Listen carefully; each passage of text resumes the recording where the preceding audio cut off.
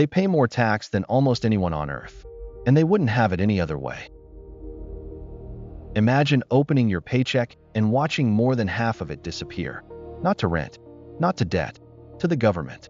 In Denmark, the top tax rate hits 55.9%. In Sweden, it's 52%. Finland, Norway, Iceland, all above 40%. These are the highest taxed nations on Earth. And yet, when researchers ask Scandinavians how they feel about it, something strange happens. 88% of Danes say they're happy to pay their taxes. Finland has been ranked the happiest country in the world for 10 straight years. Denmark is number 2. Iceland is number 3. Sweden is number 4. The 5 happiest countries on the planet all have the highest taxes on the planet. That's not a coincidence. This is the story of why Scandinavians hand over more than half their income and genuinely love doing it. But first, do Scandinavians actually pay 60% of their income in tax? The short answer is no. That number, 55.9% in Denmark, 52% in Sweden, is the top marginal rate. It only applies to income above a certain threshold. In Denmark, this top rate kicks in at about 1.3 times the average salary. That means a middle-class earner can hit it, but only on the portion above that line. The average Danish worker's effective tax rate, about 24%. The average Swede, 23%. For comparison, the OECD average is 25%. So the typical Scandinavian worker is paying almost the same percentage as workers in France, Germany, or even Canada. The difference isn't really the income tax rate. It's the VAT, 25% across all 5 Nordic countries, plus employer-side payroll taxes that most workers never see on their paycheck. When you add it all up, the total tax to GDP ratio tells the real story. Denmark collects 45.2% of its GDP in taxes. Sweden, 42.6%. Norway, 41.8%. The United States, just 25.6%. That 20-point gap is where the magic happens. So where does that extra 20% go? Start with healthcare. Every single Scandinavian citizen has universal healthcare. Not an insurance plan, not a marketplace. Healthcare, funded entirely through taxes. In Sweden, the maximum you can pay out of pocket in an entire year is $130 for doctor visits and $260 for prescriptions. Hit those caps, and everything else, surgeries, hospital stays, specialist visits, is free for the rest of the year. In Norway, the annual cap is about $500. In Denmark, most care has zero copays at all. Now compare that to the United States, where the average family pays $26,993 per year just in health insurance premiums, before a single doctor visit. Add copays, deductibles, and out-of-pocket costs, and America spends $14,900 per person on healthcare, more than double what any Nordic country spends. And the outcomes? The US has lower life expectancy and higher infant mortality than all 5 Scandinavian nations. Americans are paying more and getting less. Quick tip: the one thing Scandinavians actually complain about? Wait times. Getting a hip replacement can take months. If it's not urgent, you're waiting. That's the trade-off. If free healthcare sounds good, wait until you hear about education. University tuition in Denmark, Sweden, Finland, and Iceland is $0 for citizens. Norway goes even further. Tuition is free for everyone, including international students from any country on Earth. But Denmark takes the most radical approach. Not only is tuition free, the government pays you a monthly stipend just for being a student. It's called SU, the State Educational Grant. If you're a Danish student living independently, the government deposits up to $950 every single month into your bank account for up to 6 years. No strings attached beyond maintaining your enrollment. Compare that to the United States, where the average college graduate leaves school with $35,639 in student loan debt. The total U.S. student loan burden? $1.81 trillion. That's not a typo, trillion with AT.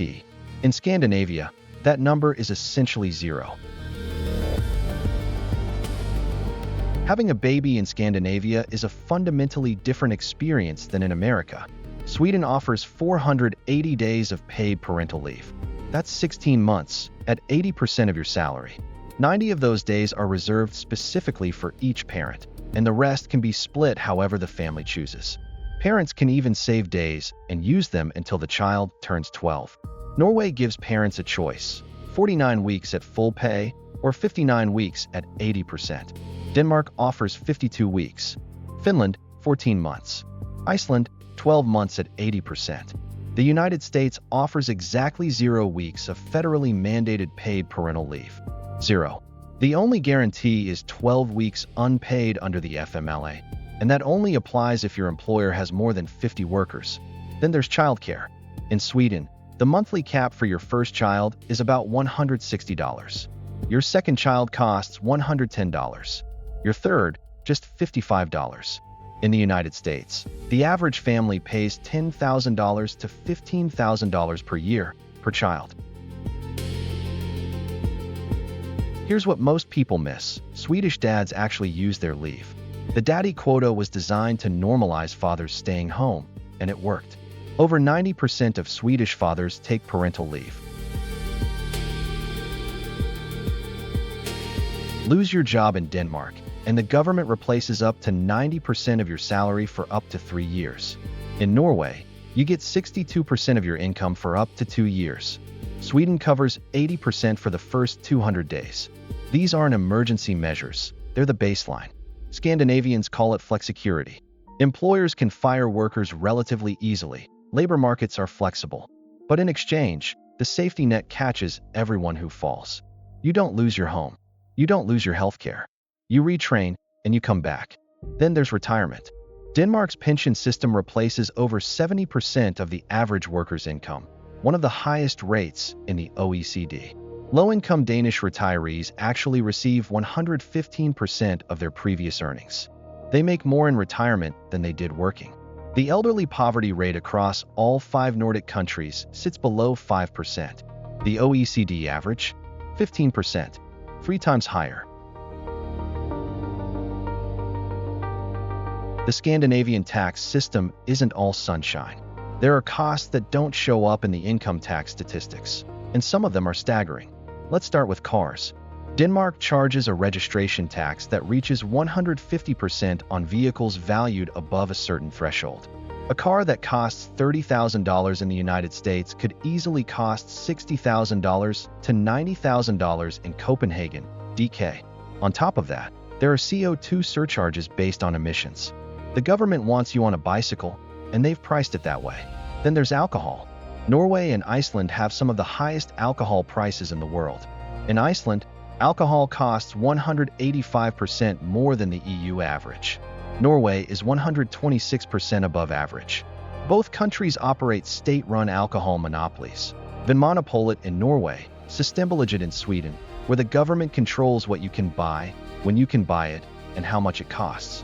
A 6-pack of beer in Oslo, can cost $20 or more. These hidden consumption taxes are how Scandinavia really funds its welfare state, not through sky-high income taxes, but through broad-based taxes on everything you buy. Fun fact, Danes actually crossed the border to Germany to buy cheaper alcohol and groceries. It's so common, they have a name for it: Gränshandel, border shopping. The stores on the German side are basically designed for Scandinavian customers.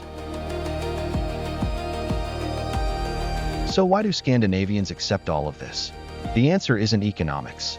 It's trust. 75% of Finns trust their national government. In Denmark, the figure is around 73%. For comparison, the OECD average hovers around 40%.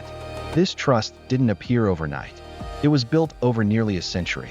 The foundation was laid in the 1930s, during the Great Depression, when Nordic workers and employers struck a grand compromise: fair wages in exchange for industrial peace.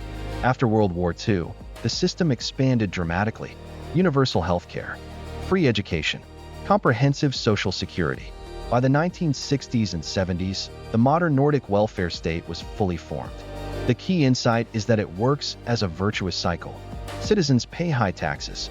The government delivers visible, high-quality services. Citizens experience those services directly, Every hospital visit, every semester of free university, every month of parental leave. That experience builds trust, and trust makes people willing to keep paying. Break any part of that cycle, and the whole thing collapses. There's a cultural force behind the Nordic tax consensus that most outsiders have never heard of. It's called Janteloven, the law of Jante.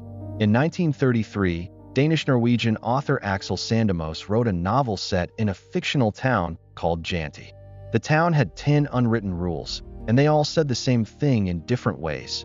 You are not better than anyone else. Don't think you're special. Don't think you know more than us. Don't think you're smarter than us. In Scandinavia, Janteloven became more than fiction. It became a cultural code. Flaunting wealth is considered distasteful. Boasting about success is frowned upon. The collective matters more than the individual. This mindset creates a society where extreme wealth inequality feels wrong, not just economically, but morally. When everyone plays by the same rules, and nobody acts like they're above the system, redistributive taxation feels natural. Now, Janteloven is controversial. Critics say it stifles ambition and punishes success. Some younger Scandinavians are pushing back against it. But for decades, it created the cultural soil in which the world's most generous welfare states could grow. The Scandinavian model has real critics, and some of them have a point. The most famous tax exile in Nordic history is Ingvar Kamprad, the founder of IKEA. In 1973, Kamprad left Sweden to escape a wealth tax that could reach 85%. He moved to Denmark, then Switzerland. He didn't pay Swedish taxes for 42 years, only returning in 2015. The Tetra Pak heir Hans Rousing also fled in the 1970s. When your top marginal rate exceeds 80%, people with options tend to exercise them. But here's what the critics often leave out.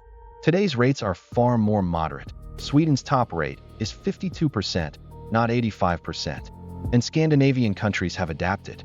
Denmark introduced a special tax scheme for foreign talent that cut rates enough to double the number of highly paid foreign workers moving in.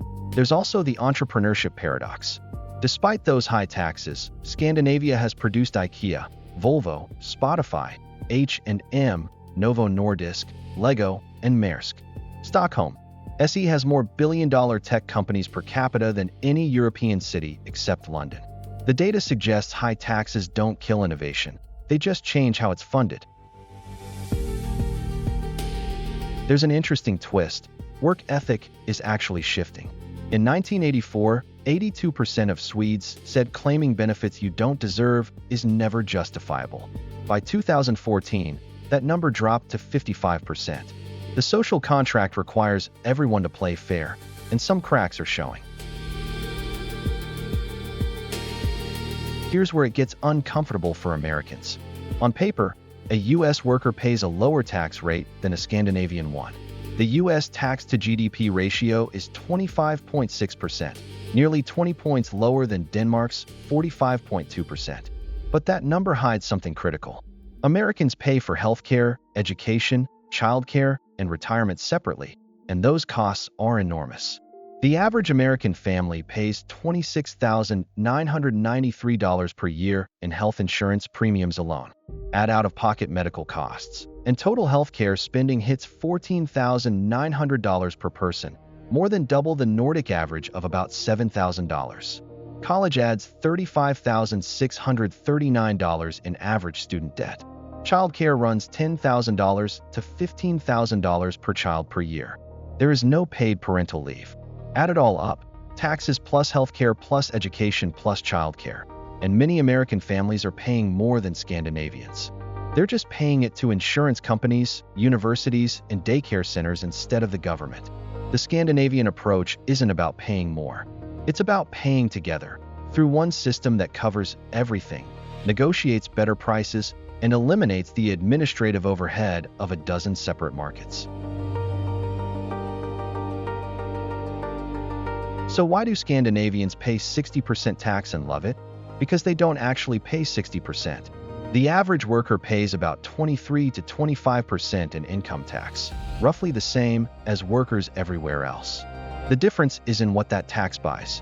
Free healthcare with a $130 annual cap. Free university with a $950 monthly stipend. 16 months of paid parental leave. $160 a month childcare. 90% salary replacement if you lose your job. A pension that replaces 70% of your income.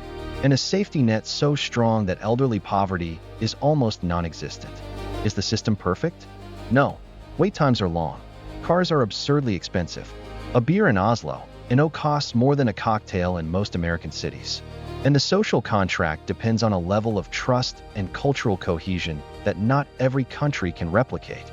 But when you look at the numbers, the happiness rankings, the trust surveys, the poverty rates, the health outcomes, it's hard to argue with the results. Scandinavians don't love paying taxes. They love what taxes pay for. If this changed how you think about taxes, hit subscribe and turn on notifications. We break down the world's most fascinating tax systems every week. And here's a question for the comments. Would you accept Scandinavian-level taxes if you got Scandinavian-level benefits? Drop your answer below. I'm genuinely curious what